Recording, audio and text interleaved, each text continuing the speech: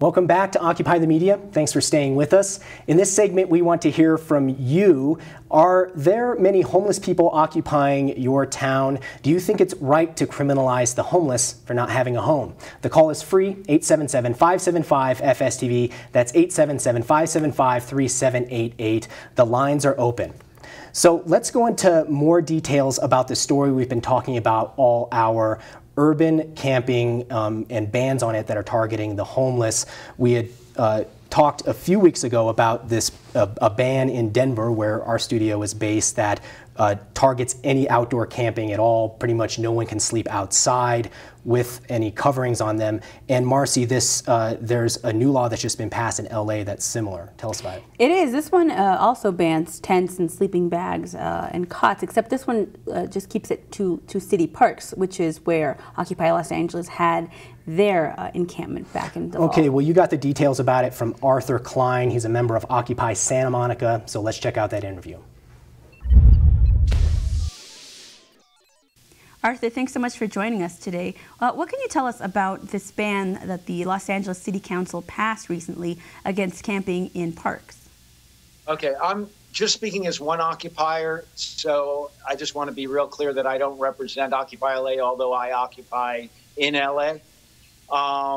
And I believe that the City Council is trying to do anything possible to stop the conversation of the 99%. And they're doing it by focusing on any way to be able to legally, with their new laws, break up any meeting that's taking place publicly, where we would be able to express our freedom of speech, which is our birthright.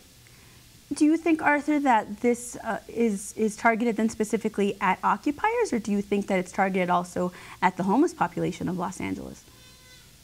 I think the 1% has a war on anyone that's not them. So I'd say anybody who wants to not be a customer and become a citizen again is targeted, because they just want us to spend money and to do whatever work they have for us and to keep our mouths shut. And these laws, really the tent is the symbol of the Occupy in my mind, given that we even at protest would set up a tent in the middle of the specific protest just as a symbology. So the tent is yes, Occupy, but we should all in country be able to set a tent anywhere and express our ability to occupy any of this free land. Now, Arthur, tell me, what do you think is the significance of this, and how is the homeless in Los Angeles specifically going to be affected by this? Well, there's no place for the homeless to go anymore. I mean, there are no facilities for them, and now I don't know what is the mindset of where they would like these people to go. In my sense, it's like it's all about how do they get them to die faster and be off the entire, game of the society, and by denial of whether it be health care or anything else, they're making it happen. Yeah. Well, Arthur, thank you so much for your time. Unfortunately, that's all the time that we've got. We really appreciate it. Well, thank you so much. And to everyone out there, please just keep up the good fight. We are winning. Otherwise, they wouldn't be doing these things.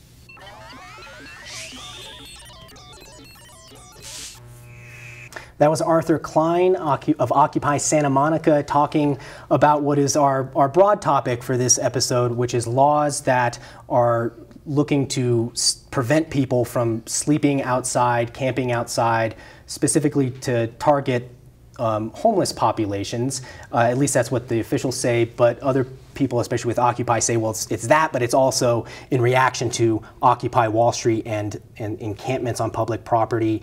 And so, Marcy, what's your take on what Arthur Klein had to say? It's really interesting, because when we spoke about this a couple weeks ago with the person here from Occupy Denver, Chad Kautzer, he said he said back then, this is going to be one of many. This is going to really spread like wildfire.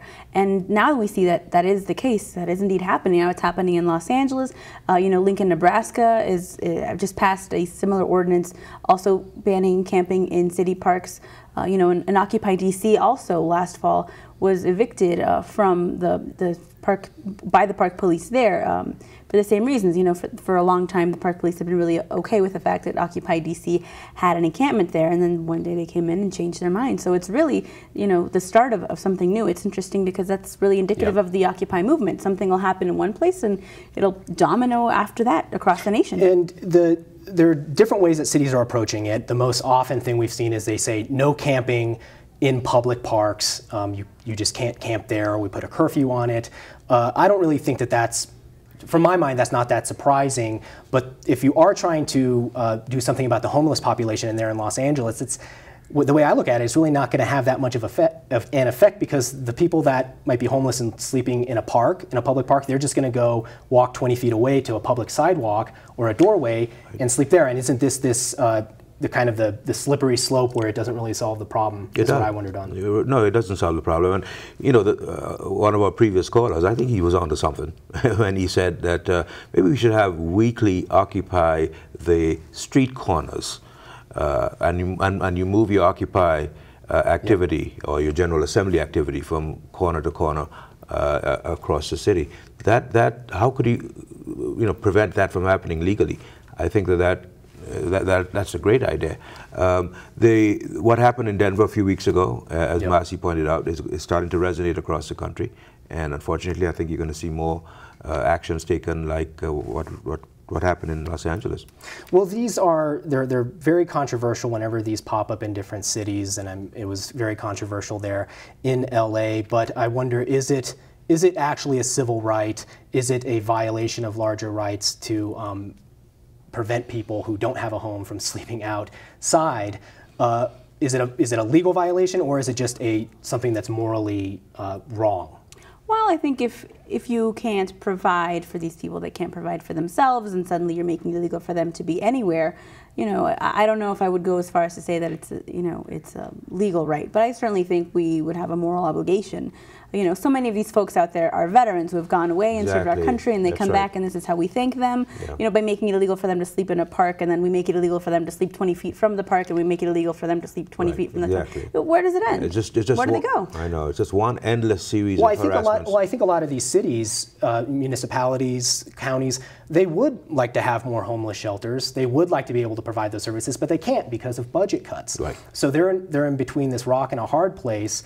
And as homeless populations have been growing with a bad economy, and for other reasons, do you allow this to? I'd like to see those who constantly trumpet the private sector and the market as being the solution for all social problems. All right. Yeah. So go take some of private capital's money and build homeless shelters, or better still, create jobs, which they're not doing. Create jobs so you can take people off the streets, give them a decent wage so that they can live in decent, affordable housing. All right, well, we asked our friends on Facebook and Twitter followers, is it right for cities to ban people from camping or sleeping outside with their belongings? Marion writes, I think it should be up to the people who live in the city. Reginald says, shouldn't they be concerned with more pressing issues? And Janet writes, no, they should not. They are basically criminalizing the homeless population. Well, that's it for this week. Just to remind you, Free Speech TV is a nonprofit organization. We don't take money from corporations. We depend on our viewers. So if you like what we're doing here at Occupy the Media, we could really use your support, and we could use any story tips that you might have. What do you want us to cover? So help us continue our mission by going to freespeech.org and become a member. That's it for today. Thanks for joining us. We will see you next week, Wednesday at 8 p.m. Eastern, 5 p.m. Pacific on Occupy the Media. Bankers and consultants, it's time to squash the beef. Gonna settle this now, right here on the street.